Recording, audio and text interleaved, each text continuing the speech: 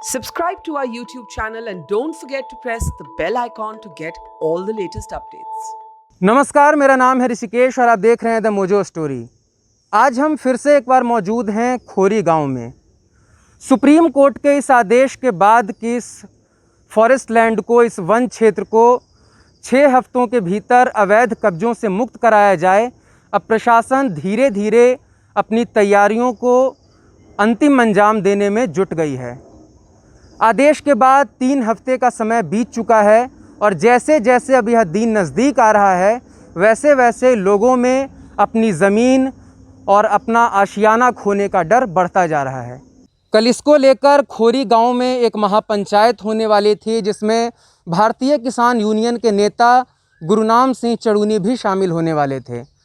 Police ने इसको देखते हुए गुरुनाम सिंह चड़ूनी और महापंचायत दोनों को रोकने के लिए मुकम्मल तैयारी कर रखी थी और जैसे ही उसने इस महापंचायत में अवरोध उत्पन्न करना शुरू किया तो वहां जनता और पुलिस के बीच हिंसक झड़प हो गई। बढ़ते तनाव के बीच पुलिस ने इस महापंचायत को रोकने के लिए लोगों पर लाठीचार्ज कर दिया, तो वहीं गुस्साए लोगों ने भी पुलिस पर पत्थरबाजी कर दी। इस पूरी घटना में कई लोगों को चोटें भी आई, जिसको लेकर यहाँ के स्थानीय लोगों में खासा आक्रोश है। अच्छा, तो कल आप पंचायत में गए थे, जो होने डंडा खाया था जी, हमारी कमर पे डंडा मार दिया था। क्या हुआ था थोड़ा बताएंगे? क्या हुआ था बताएंगे। ये सब पुलिस की साजिश है, सरकार की साजिश है। सिविल में थे, लेके इनके आँख कान शरीर बता देता है पब्लिक को, और सरकारी आदमी को तो सकल सूरत बता देती है। उसमें अच्छे जेंटलमैन बाबूजी थे, उनके उधर से पत्थर आया, पुलिस ने डंडा चार्ज कर दिया, लाठी चार्ज कर दिया। उसमें भाई हमारे भी डंडा लग गए। अभी एक लेडीज आई, उसके भी डंडा मारे। उसमें 4-6 आदमी को बंद भी कर लिया। हम भागने लायक है नहीं, भागे नहीं, डंडा खा के नहीं, अपना एक तरफ गिर गए। ये देखा कल के उसमें मीटिंग बुलाई थी, तो मीटिंग में ये हुआ था, लेकिन सब सरकार की साजिश थी। कोई पब्लिक तो अपने आप को रो रही है, तो पब्लिक पत्थर चार्ज करेगी। पत्थर चार्ज इन लोगों ने करवाया, पब्लिक के ऊपर इल्ज़ाम दे दिया। पब्लिक अपना घर बचाएगी, इन पर पत्थर चार्ज करेगी। लेडीज़ का भी डंडे मारे, पर जेंट्स का भी मारे, सभी पब्लिक। हम भी भागते में जब मेरे को पत्थर लगे गए थे। पुलिस वाले उसके मूर्ति के अंदर जाने नहीं दे रहे थे। पुलिस वाले ने खुद की डंडाबाजी खुद ने करा था, उधर से पुलिस वाले ने करा था, पब्लिक ने कुछ नहीं करा था उन्हें। तो लेडीज़ का भी डंडे मारे, वो जो भैया लोग आए थे उनको ऊपर भी डंडे मारे। उन लोगों ने गलती पुलिस वाले की है, पब्लिक ने कुछ नहीं करा था उन लोगों को। तो आपको चलने में भी बहुत ज़्यादा दिक्कत हो रही है? दिक्कत है भैया, मैं तो काम भी नहीं कर पाई। मेरे घर में कोई कवर करने वाले भी नहीं है। मेरी छोटी सी लड़की है, वो लड़की से क्या काम करवा रही हूँ घर के। लड़कियों को जेंट्स पुलिस ने उठा कर लड़कियों को उठा कर पुलिस ने खुद ने लेकर गए। हम भी तो वहीं थे भैया। इस तरीके के उनके घर में भी माँ बहन ऐसे किसी को दी बेटी के ऊपर हाथ लगाई नहीं जाते, जिस तरीके पुलिस ने बहुत ज़्यादा बदतमीजी करा था। कल लेडीज़ के ऊपर भी डंडे मारे पुलिस ने। ऐसे क्यों करा था? क्योंकि उनके घर में भी माँ बहन नहीं है। महापंचायत में ये हुआ कि पुलिस वालों ने जनता के घर में घुस घुस के मारा। एक बुढ़िया के तो कोई भी नहीं है, उसका पैर तोड़ दिया मार के। ये किया पुलिस वालों ने। महापंचायत वालों को तो अंदर ही नहीं जाने दे रहे थे। पहले तो वो जनता ही का मार के उन्होंने गिरा दिया। उसके बाद जब तुम जनता को मारोगे तो जनता तुम्हें छोड़ देगी? कानून होकर के कानून तोड़ रहे हैं और जनता के ऊपर इल्ज़ाम लगा रहे कि जनता ने कानून तोड़ा। जनता कानून नहीं तोड़ती, कानून खुद कानून तोड़ते हैं।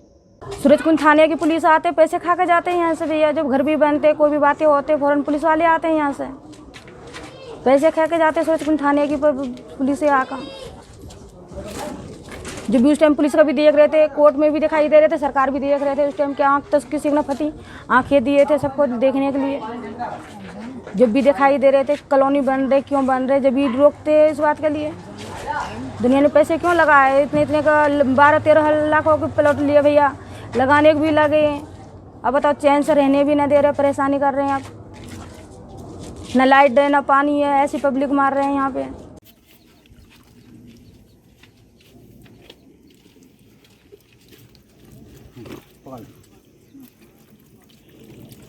आगे देखिए।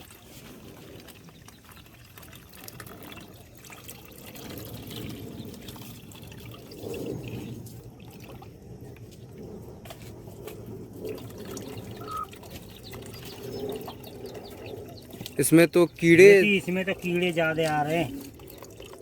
छानो बेटी, उबाल लेना, कीड़े मर जाएंगे। बाकी ठंडा बाबू हो क्या जाए। नाम है तुम्हारा? सानिया। ये तो कीड़े वाले पानी है, इसमें तो कीड़ा है। अंकल का कर, यही पानी नहीं मिलता, यही पी रहे हैं। अंकल यही पानी पी रहे, पानी नहीं मिलता। इधर देख के। कहाँ कितनी दूर से अगर कोई लाना चाहे तो पानी मिलेगा? लाने नहीं देते हैं, लाने नहीं देते। क्या ले कहते? आते हैं तो पुलिस वाले गिरा देते हैं, डिब्बा फोड़ देते हैं।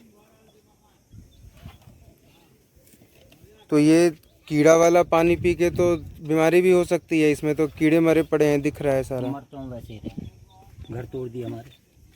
मरता ऐसे ही रहा, घर तोड़ दिया हमारा। 2 बार टूट गया हमारा घर। अभी तुम लोगों की पढ़ाई लिखाई सब कैसे चल रही है? 9th के पेपर दिया, कंपार्टमेंट आई हूँ 3 सब्जेक्ट में।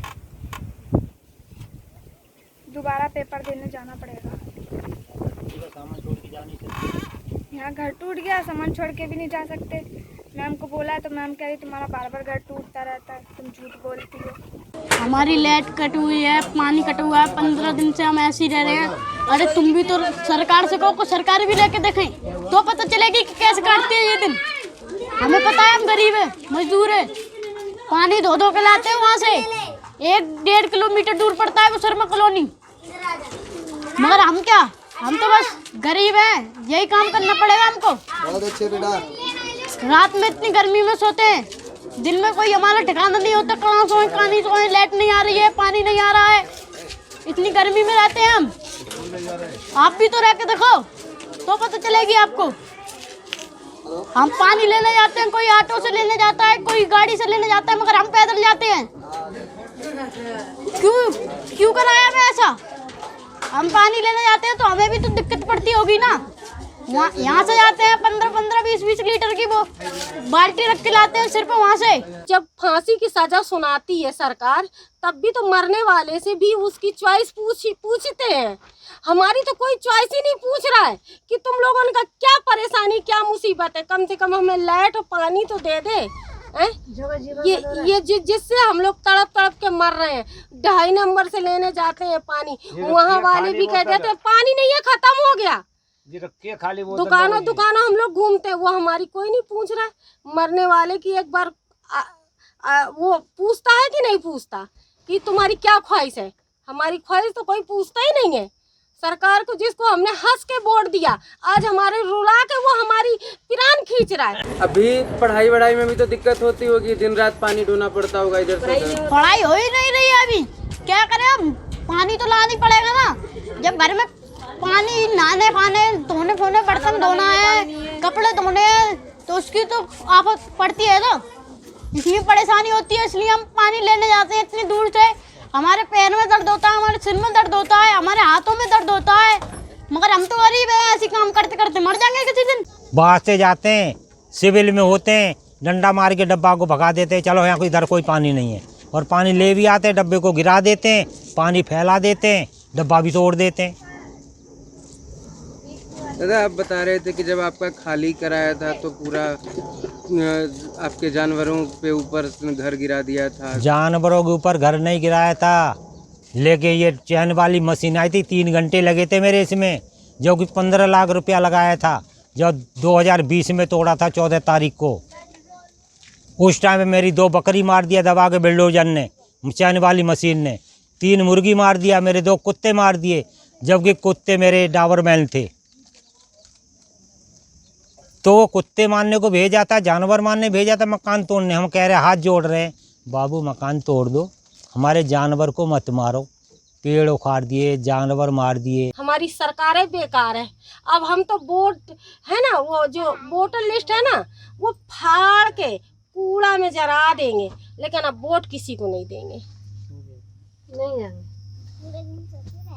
पहली बात है ही नहीं, सब कुछ उन्होंने ही दबा दिया है। अगर मिल भी गया सामान निकालने में धरने में, तब भी नहीं देंगे। जब मारी दिया उसने, हमने तो हंस के सरकार बनाई थी कि बनेगा तो कहीं जहाँ झुग्गी वहीं मकान। अब हमें क्या पता कि वो हंस के हमें जहर देगा। बात बताइए कि अब तो 3 सप्ताह के भीतर तो पूरी कोशिश करेगी कि अब आप लोगों को खाली यहाँ से करा दिया जाए। अगर आप लोगों को यहाँ से हटा दिया जाएगा तो फिर क्या होगा? क्या होगा भाई, गोली खाए के मरेंगे, बच्चा को मारेंगे, अपन भी मरेंगे, क्या होगा? कहाँ जाएंगे? गांव में है नहीं, जहाँ कुछ है नहीं तो कहाँ जाएंगे? कौन खवाएगा हमको? हाथ पाँव नहीं चलेंगे तो बच्चा भी गोली दे के मारेंगे, अपन भी मरेंगे, और क्या होगा? यही होगा। उस नेता से ये कहो कि एक दिन बेलदारी करके दिखाए जनता का कि बेलदारी में क्या मेहनत पड़ती है, एक ईंट कैसे जुड़ती है। एक दिन आके लेबर के साथ काम करके दिखा दे कितनी मेहनत मजदूरी से आदमी बचाता है, और ये अपना घर बनाया और गांव से खेती बेच के, और हमने मर गए इसी में लगा दिया। मोदी जी तो कहते हैं कि इन लोगों के लिए वो बहुत काम करते हैं, पैर भी उन लोगों का धो रहे थे। कौन धो रहा था? मोदी जी। मोदी जी। अब चलो पैर तो बहुत दूर रहा, मोदी जी यही कह दे, अपनी जबान पे शर्म खा जाए कि मैंने कहा था जहाँ झुग्गी वहीं मकान। मोदी जी यही शर्म खा ले कि जहाँ झुग्गी वहीं मकान मैंने बोला था क्यों झुग्गी वालों को जाड़ रहा है? पाए तो धो छोड़ो, वो हमारे पैर क्या धोएगा? आज हम उनसे कह रहे कि तुम अपनी बात पे शर्मिंदा हो जाओ कि तुम नहीं बोला था मोदी जी कि जहाँ झुग्गी वहीं मकान। तो आज हमारी झुग्गी छोड़ दे और अपनी आंखें खोल ले, कान भी खोल ले और आंखें भी खोल ले। अब जो हमारा लगा है वो मुआवजा दे, नहीं तो फिर यहाँ लहासों की ढेरें लगेंगी आदमी की। उठाते उठाते खट्टर थक जाएगा तब भी नहीं उठा पाएगा जितना इसने पब्लिक को दुखी करा है। अब वो भाई वो मोदी हैं, कुर्सी पे बैठे हैं, आप लोग हैं उनकी तरफ हो जाओ, हमारी तरफ हो जाओ। हम तो गरीब आदमी हैं, वो मार भी सकते हैं, निकाल भी सकते हैं, लेकिन हम अपने मर जाएंगे, अपना घर न छोड़ेंगे, कुछ भी करेंगे। तो इस तरह से आपने यह देखा कि यहाँ के लोगों का यह कहना है कि सरकार जब तक उनके लिए कोई पुनर्वास या मुआवजा का व्यवस्था नहीं कर देती है तब तक वो इस जगह को छोड़कर कहीं भी नहीं जाएंगे। लोगों का यह कहना है कि उन्होंने इस जगह पर कोई कब्ज़ा नहीं किया है, उन्होंने यहाँ पर ज़मीनें खरीदी हैं और उसके बाद अपनी मजदूरी करके या जो भी उनका कामकाज है, यानी अपनी पूरी जमा पूंजी लगाकर उन्होंने यहाँ पर एक घर बनाया, और अब जब इसे अवैध बताकर खाली कराया जा रहा है तो उनके लिए प्रवास का एक बड़ा संकट उत्पन्न हो गया है। लोगों का यह कहना है कि सरकार उनके साथ अमानवीय व्यवहार ना करे और जितनी जल्दी हो उनके लिए बिजली पानी जैसी जो सबसे बेसिक सुविधाएं हैं उसे तुरंत से बहाल कर दिया जाए। सुप्रीम कोर्ट के इस आदेश के बाद अब सिर्फ 3 हफ्ते का समय बचा है, लेकिन सरकार की तरफ से पुनर्वास को लेकर क्या कुछ विकल्प है, क्या कुछ उन्होंने सोच रखा है, इसको लेकर अब तक कुछ भी स्पष्ट नहीं है। सवाल अब भी यही उठता है कि इतनी बड़ी आबादी को अगर जबरन खाली कराया जाता है तो उनको यह छत कहाँ नसीब होगी, और सरकार ने इसका क्या कुछ विकल्प सोच रखा है। मोजो स्टोरी के लिए मैं ऋषिकेश, फरीदाबाद से। It's great to see you here. Thank you for watching our work. If you haven't subscribed yet, don't forget to click the bell icon and subscribe to Mojo Story and support independent, robust journalism.